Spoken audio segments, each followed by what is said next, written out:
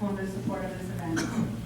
Next, I would like to introduce Mike Phelan, who is the Director of Marriage and Respect Life Office for the Diocese of Phoenix. Mike?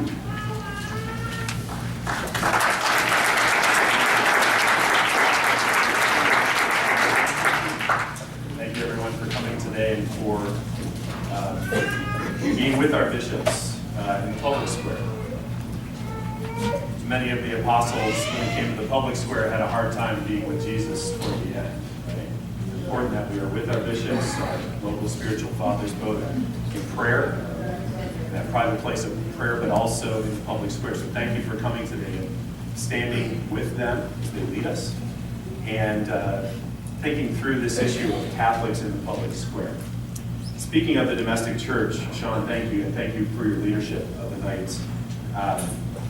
I am greatly heartened at what the Knights of Columbus are accomplishing internationally, nationally, and locally. I'm very proud of our Knights, very proud of Carl Anderson, the Supreme Knight of the Knights of Columbus International. There's amazing things happening there.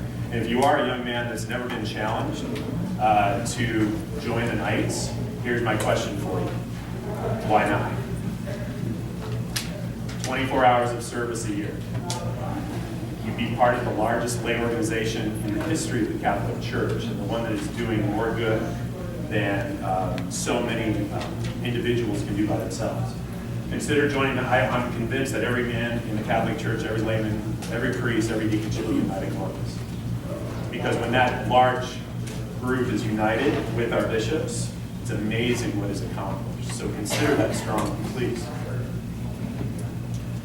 Ron Johnson always asked me to say a little bit about the family on these days, and this is kind of what's coming to mind in my prayer and heart in our diocese and with this challenge that we face in the public square. I'm becoming a large fan of St. Jose Maria Escriva, who I didn't get to know until the last few years, but he was a Spanish priest during the 20th century in Spain, in the heart of Spain. And during the Spanish Civil War, he led, preached, and inspired a great deal of hope in a very difficult time. He founded a large organization called Opus Dei, the Work of God, mostly lay members in Opus Dei. And he also was one of the key thinkers which led the Fathers of Vatican II to focus on the laity. In fact, it is he who's given credit for coining the term, which is now something we assume, right, when we think about Vatican II, the universal call to holiness. That holiness is not just a matter for priests, not just a matter for religious. Holiness is a matter for every single one of us. And we affect the world most powerfully by embracing our call to holiness, by becoming holy people. And so the domestic church is where we learn that. Clearest, first, and brightest, or not. And that's why the domestic church is so important. He said this, Jose Maria Escriva, about optimism as we face an election. Optimism. He said, Christian optimism is not a sugary optimism, nor is it a mere human confidence that everything will go all right. It is an optimism that sinks its roots into an awareness of our freedom and the sure knowledge of the power of grace. Our freedom and God's grace. It is an optimism that is Christian optimism that leads us to make demands on ourselves, to struggle to respond at every moment to God's call. And that is why we as Catholics have a gathering for Catholics in the public square, because we realize it's both. God is not going to renew the United States of America without our help and our work. He has no intrinsic interest in the United States. He has an intrinsic interest in every human person in the United States and in the influence the United States has around the world. I think we could say that from Scripture, that nations do have a certain resonance for God. But his most important call is each of us. His most important concern is each of us. Are we becoming the people that we need to be, including voting with a clear and Catholic, well-formed conscience? It's in this spirit, which, in this quote from St. Jose Maria Escriva, our bishop has written, in Catholics in the public square. A keen awareness of our freedom and that God's grace is all around us, is empowering us to do something about even the public square. We are not powerless. It's also the spirit in which our bishop wrote into the breach. How many of you have read the document into the breach? We're about 50%. 100% by 2 weeks from now. It's not a long document. 24 pages. It's been a lot of fun to watch what's happened since last September 29th when our bishop published this really rich challenge to men. The Feast of the Archangels 2015. A year later, it's been translated now into 9 languages. Only 2 of which we had anything to do with. Catholic countries, traditionally Catholic countries, men have taken this and are moving other men's hearts with it, especially leaders. The Knights of Columbus have taken it on in a big way and made it a foundational formation document for the Knights. And there has never been a Knights of Columbus chapter in France, but there will be next month. And guess,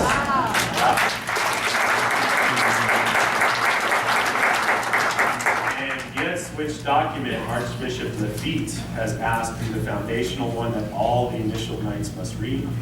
He put his own forward on a beautiful copy of Into the Breach as the foundation.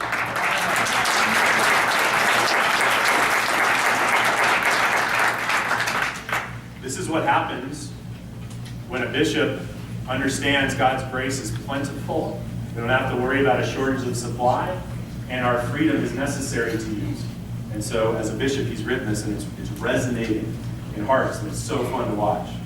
One of the funniest things we got as feedback was a father who sent the letter he sent to his 31-year-old daughter who's in the Forest Service, and is apparently very beautiful and gets approached by a lot of men, many of whom are not ready to marry. And he sent her this, he's a great writer, and he sent her this letter that said, honey, it is my primary work in life to help you get to heaven. A big part of that is me helping you find a man to marry to the best of my ability and not find a man that you're not supposed to marry. So please consider this document something to hand to the men who approach you for dating. Consider it, and this is his words, not mine, consider it a guillotine for any knucklehead who's not worthy.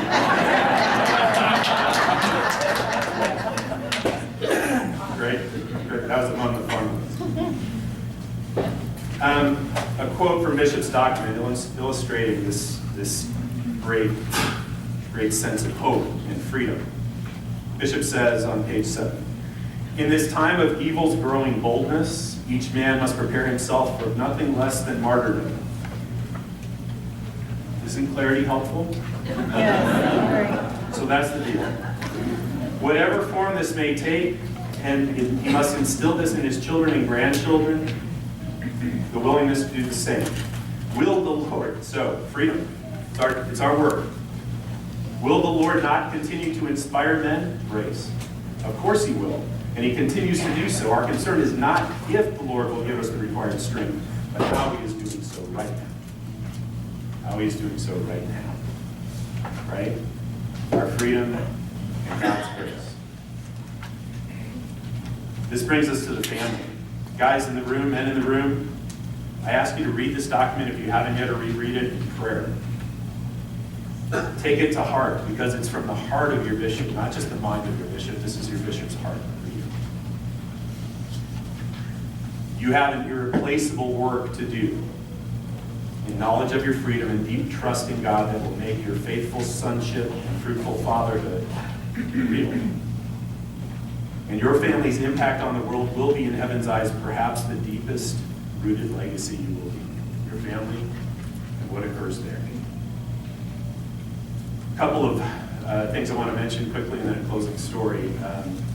Culture is far more important than politics. Politics helps form culture. Culture is far more important. John Paul II talked about culture, the air we breathe all the time. Voting is part of forming culture. Family builds culture the clearest way. Families have their own cultures and they build cultures around them. So does education. I want to give you a couple of indicators of the reinforcements that are on the way, not only for the Knights of Columbus, but for other areas of the church's life here in Phoenix. First of all, marriage preparation in our diocese changed in 2010 to be a bit more rigorous, a bit more thoughtful, and a bit more engaging on the level of both intellect and heart. There were some concerns at the time that couples would be less ready to come to marriage preparation with a bit longer process and more education required. The opposite is the truth. We have, in the last 10 months, almost 20% increase in the couples coming for marriage preparation.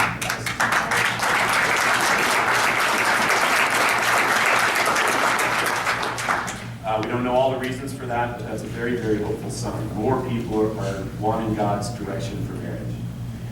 Secondly, the Catholic Academy for Life Leadership is forming some 200 students a year at freshman, sophomore, and junior years of high school to not only know the teaching of the church regarding marriage, family, bioethics, chastity, but to be leaders in it, future leaders in it. Catholic Academy for Life Leadership.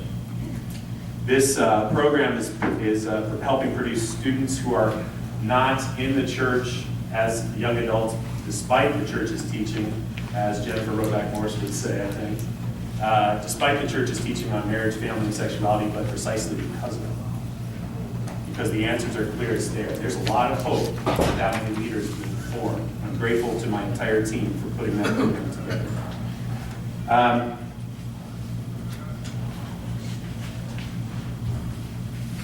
I want to say a note to moms and grandmothers who probably, if you're here, know very clearly that a father's spiritual leadership is absolutely essential. A story from my life that shows it's not only the father's spiritual leadership. You have probably earned the right to speak into your children's lives in a very clear way with your unconditional love. My grandmother, when I was heading off to college, we had this graduation party, and I was a rather self-absorbed 18-year-old. I'm sure no one else can identify with that prospect.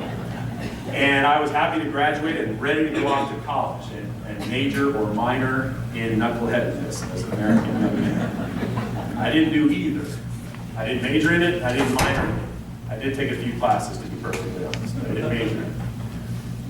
My grandmother, in this nice celebration, got real serious on me when she handed me her gift. And it was a plaque, and the plaque said this. And she had earned the right to speak into my life this way. And boy, did she choose the right moment. It said Phelan in the middle of it. It said our last name. And she said, I want you to read this. I want you to read this multiple times before you head off to college. I said, okay, all right. I look at it, and it says Phelan in the middle really big, but at the top it says, this name has come to you unstained. Make sure you pass it on in the same condition. Exactly what I needed to hear. You have a tremendous power, ladies. I've experienced it myself. In your prayers and in your well-chosen moments to speak into our lives, your spiritual leadership is important as well. Guys, we have to step into the breach and do our part. And since the domestic church is so key to providing culture who will form its Catholic conscience, or form its conscience according to Catholic principles, let's really spend our time in family as well as speaking out in the public square, building that culture. Because this is Catholic optimism. It's very sobering to be aware of our freedom and the responsibilities we have there. It's sobering. It's also exhilarating. It also makes life an adventure. And it's also exhilarating to be a child when it comes to God and say, Lord, Heavenly Father, do what you want to do with my freedom. I'm yours. Let's do that as mothers and as fathers, as workers and as people in the public square. And I thank you for coming.